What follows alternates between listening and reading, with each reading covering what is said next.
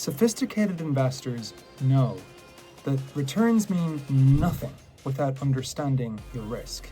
What if you could lower your risk without lowering your returns? In real estate, you actually can. And here's the crazy part. It can save you tens or even hundreds of thousands of dollars. And this isn't just for investors. Even if you never plan on buying a rental property, this applies as soon as you decide to buy your own property, your own home. Today, I'm going to show you guys exactly how. And right now, I'm about to jump in the car and go directly over to an inspection on my next home. Right now, I'm about to head over to a 4-unit property where I'm getting an inspection done because I'm under contract. So I actually do this stuff. This is not just me talking theory. This is real life. This is real stuff. This is exactly what I do. Now, home inspections are stuff that sometimes beginners skip, but experienced investors never do.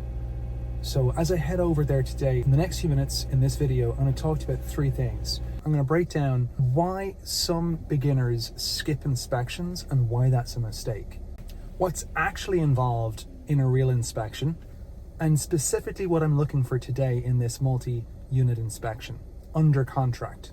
So by the end of this video, you'll understand how an inspection protects you financially, emotionally, and strategically, whether you're buying your first property or whether you're buying your 10th investment property. Let's dive straight in.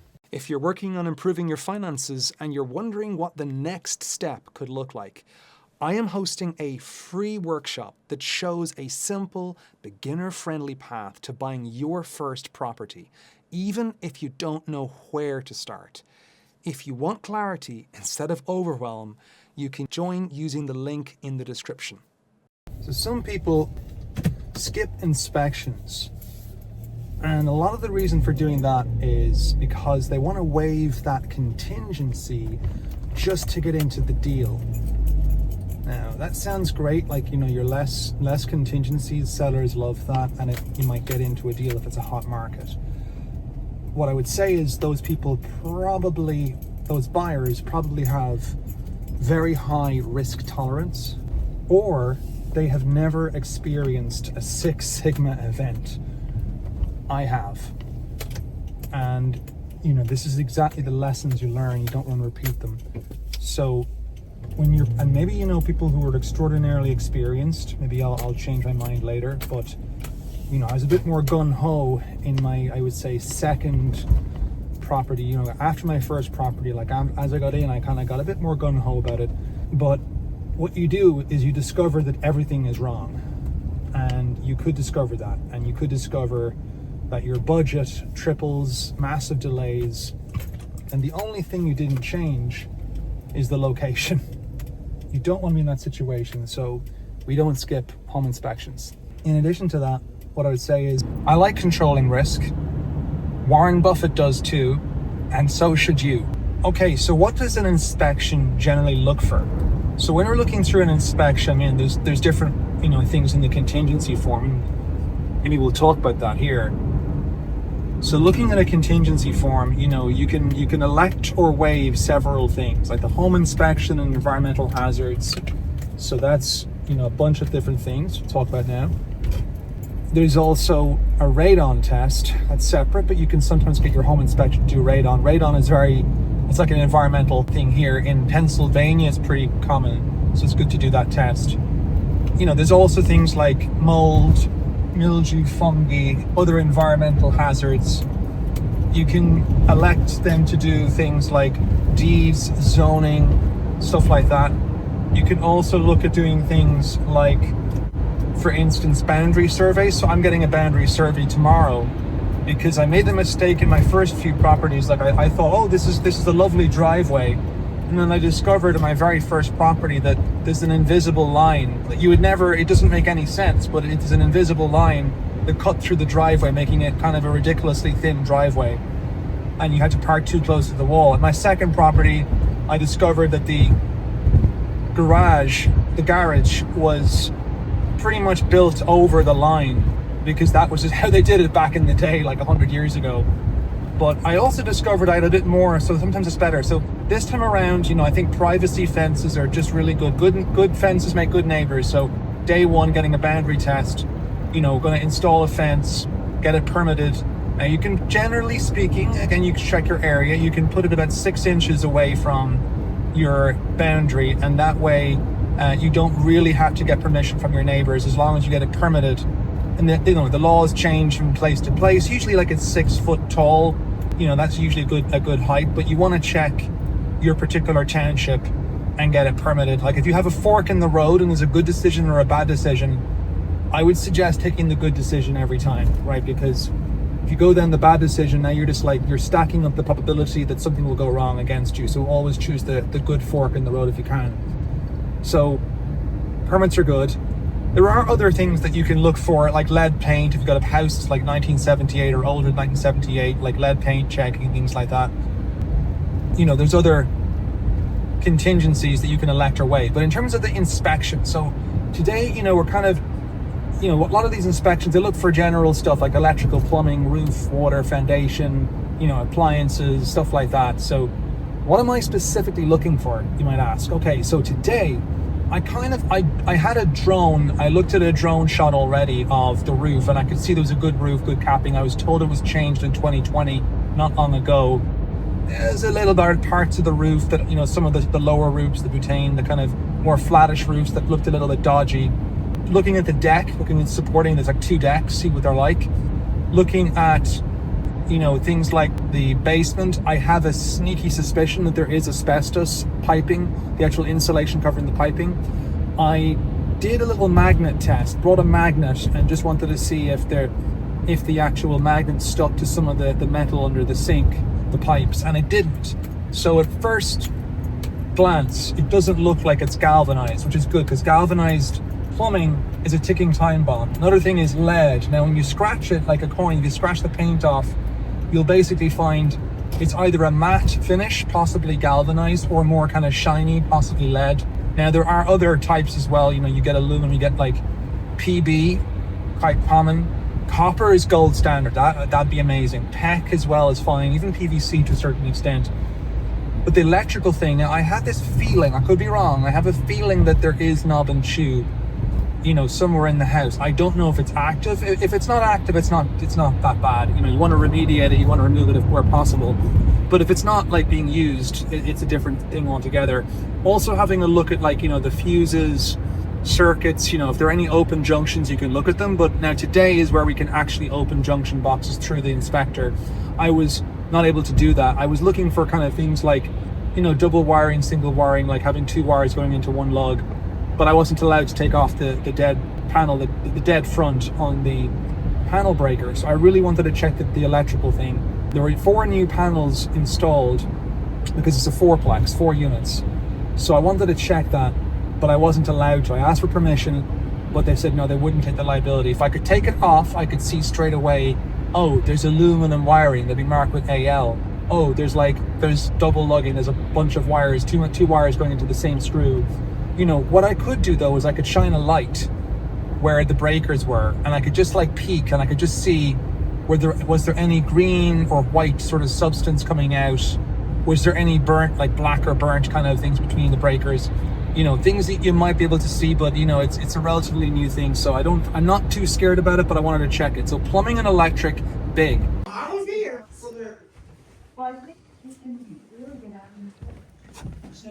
That's okay, is it? Yeah, it's just damaged insulation. It looks like a dog or cat or something went after it. Hollow core, that's not hollow core. Foundation. Is it a stair crack? Are the walls, are there like a straight line is fine, but if it's like stepping stairs, that's not so good. Also, is there any bowing? The walls look, I've had a much worse property. This one did not look bad at all, so I'm very happy.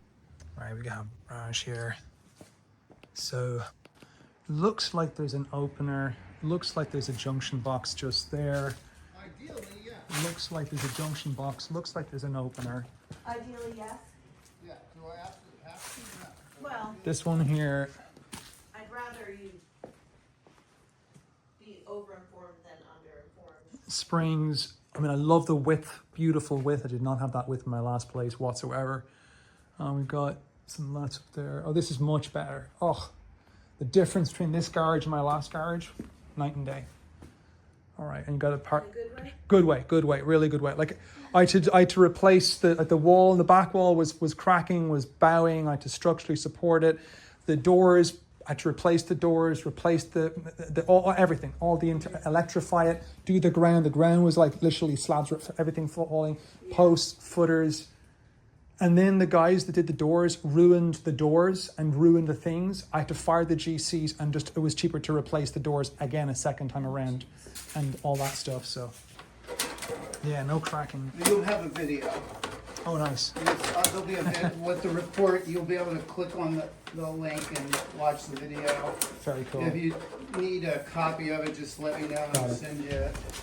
But I want to make sure it's always good to have a second pair of eyes, especially someone who's got decades of experience, you know, someone that's licensed.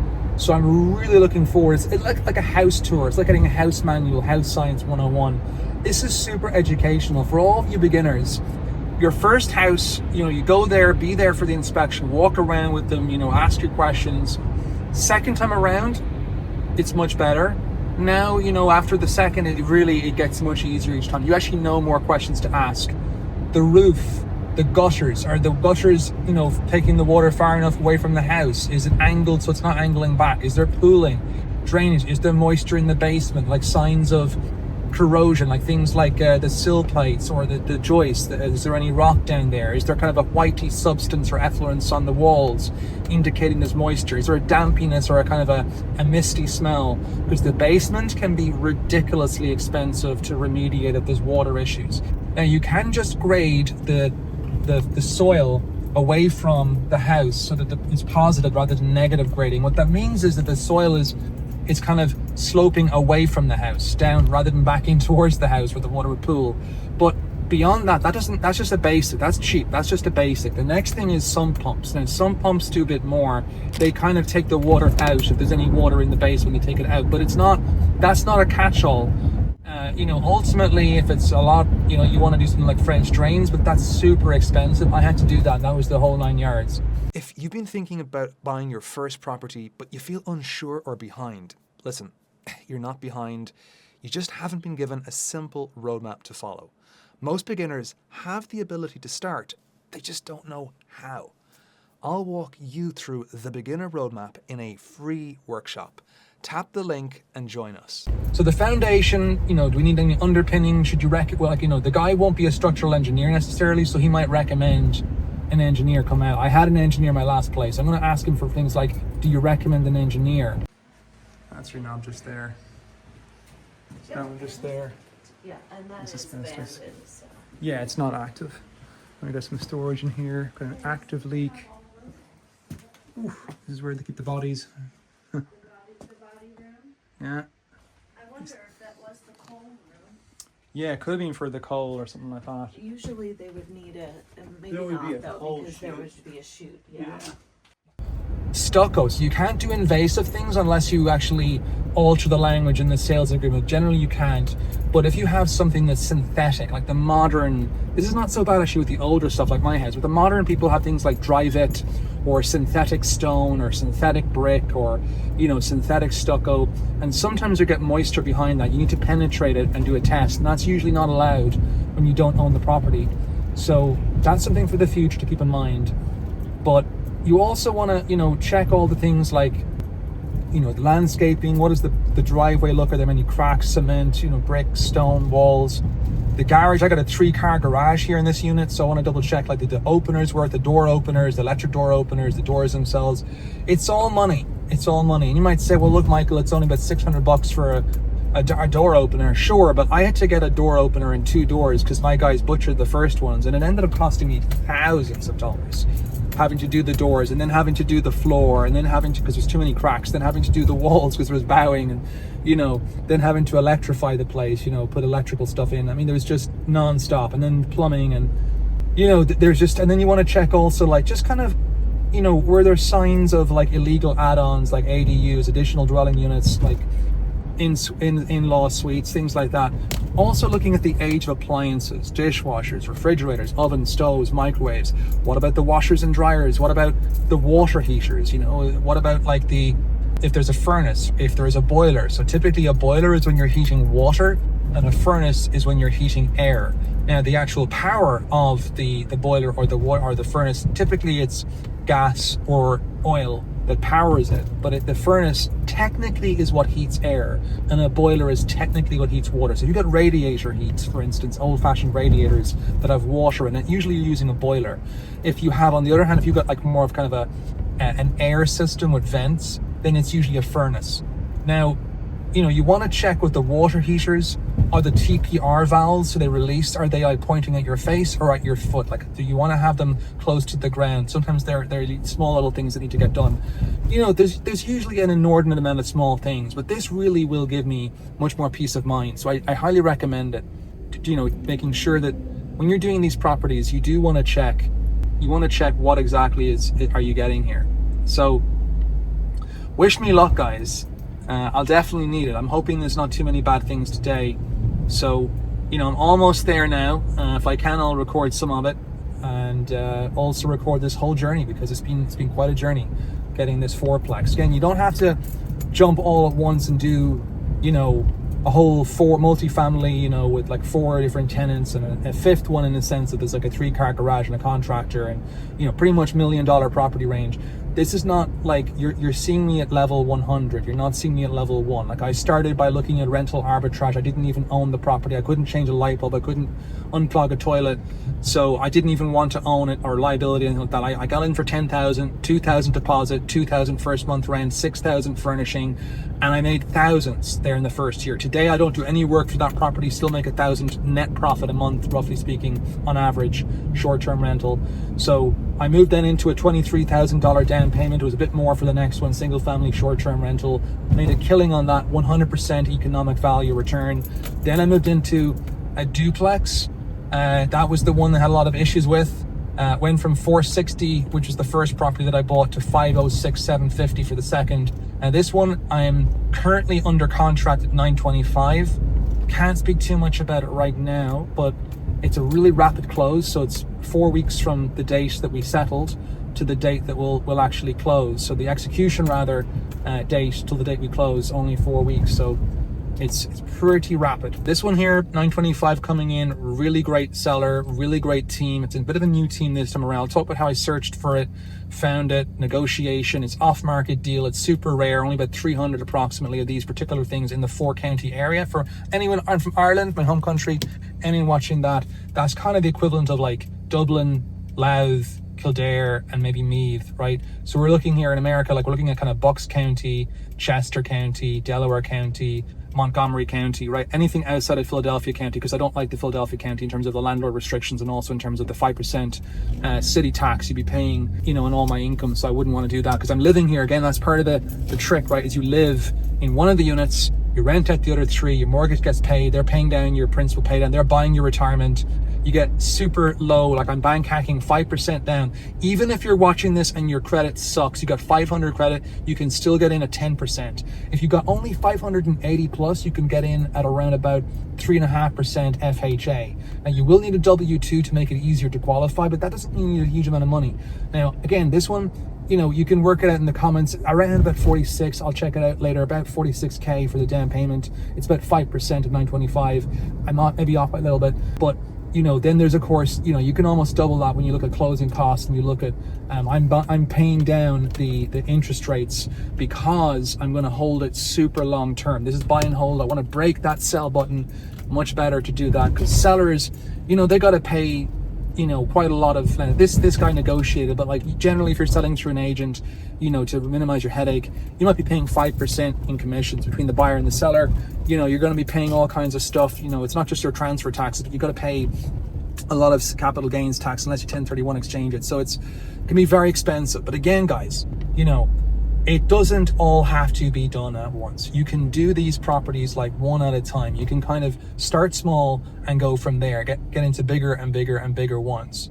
And so, you know, the good thing with this one is it's actually halfway between my short-term rentals and my medium-term rentals. I got 2 short-term rentals in Bryn Mawr. I've got a kind of duplex kind of medium-term rental in Narberth, and this one here and I'm looking at is in the town of Ardmore, roughly halfway, and it's super close to my job as well, so that's always good. Very good proximity.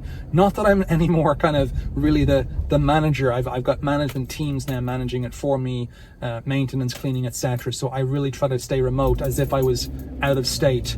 Like an out-of-state investor, but having that like bit mix of both worlds, having the kind of the distance from it just to reduce the stress in your life, and so that you can do more when you automate. One of my videos on automation, make your life easy, scale, teams. It's a team sport as people. I have the best people. These guys are insane. I'm just looking over right now, I'm seeing some of my renters that are staying there with me. They're awesome. They're over there, my 915, and seeing them, love them. Yeah, love it. Love looking in, just when I'm driving past, I see people kind of coming in, coming out. So that's super awesome sometimes to see your Airbnb renters, like they look like a really great crowd of young people, young folks. Just one person there. So if this video is helping you understand this part of your financial journey, you'll get even more value from a free workshop I host for beginners. In this workshop, I walk you through a simple roadmap that shows how you can buy your first property with realistic savings and a lot less confusion. If you want to take everything you're learning on this channel and fit it into one clear plan, the link is in the description. It's completely free. Real estate can change your life. It changed my life. And I really hope that, like, wherever possible, that you guys can take some of these strategies, take some of these tips. I'm going to share as much as I can in real life. I'm going to walk you through this. Like, this is real. I'm not speaking about what is theory. I'm showing you in practice. I'm opening up my world to you. And I want to show you that anyone can do it. I'm an immigrant. I had no friends over here, no contacts when I came over here first. I knew nothing about the country. I knew nothing about real estate. I have a full-time job as a professor, which I love. This can be done on the side. You can hustle like this. You can do it, and it can change your life. I make more money now from this than I make anywhere else. So it's insane. It doesn't take that much time. It just takes a little bit of work ethic, a little bit of skill, but you can learn the skill. It's just something you can learn on the side. That's what this channel is about. And by the way, that's something that I want to help you out. For some of you that are considering it, I do have, free material, like free $10,000 property playbook you can get, right now for free. There's also, for instance, the Wealth Builders Toolkit, because it's all about wealth, and it's, that there you've got like good little things like your apps. Like I have a lovely spreadsheets, things like that, toolkit that like helps you really track everything, does it for you automatically, really boosts your wealth. Because look, we can lift all boats at once, we can help each other out. There's also I'm doing a free live webinar in January coming up, right, which I'm going to show you in 2026, coming around the corner now. What is the fastest path to wealth in 2026? I'm going to give a free live webinar. You can chat, you can join it, and it's totally free. And if you can join that, you might get special offers for an upcoming first ever live 7-week course where I'm going to hold your hand. I'm going to walk you through for 7 weeks. You can follow me in real time. The goal is 3 months to 6 months into 2026, you could have your first property. You could be like me. You could be doing this. Doesn't matter where you're coming from, right? If you got a 580 credit score, you've got $10,000 in saving, you got a W-2 job, you don't need to make that much money. If you have something like this, this is an entry point for you. It doesn't have to all be at once. Just start it now. It's going to be too late when inflation comes in and AI bots take over and all that kind of jazz happens in a few years. You're going to wonder, like, why didn't I do it now? Yeah, there's going to be recession. There's always going to be recessions. There's always going to be a 2008. There's always going to be a Great Depression. But guess what? Over the course of the long term, as a macroeconomist, everything is better than it was 60 years ago or 30 years ago even. So, get in while you can. Of course, if you're trying to flip it, I hear you. You might be getting it the wrong time if you're short term, but we're long-term thinkers. We don't want to chance it. We don't want to like go and flip stuff and try to risk, speculating. This is not speculation. This is investing, more solid, right? So this is something you can sleep at night for. You're betting on the long-term survival of the US. And by the way, I'm investing in a Class A neighborhood, right? Low crime, high employment. You can get in low. You can do this. I trust in you. Again, let's think about it very simple. You don't have to do all this at once. You can do one property at a time. You can stack it like that. So let's build your wealth one property at a time. And I'll see you in the next one.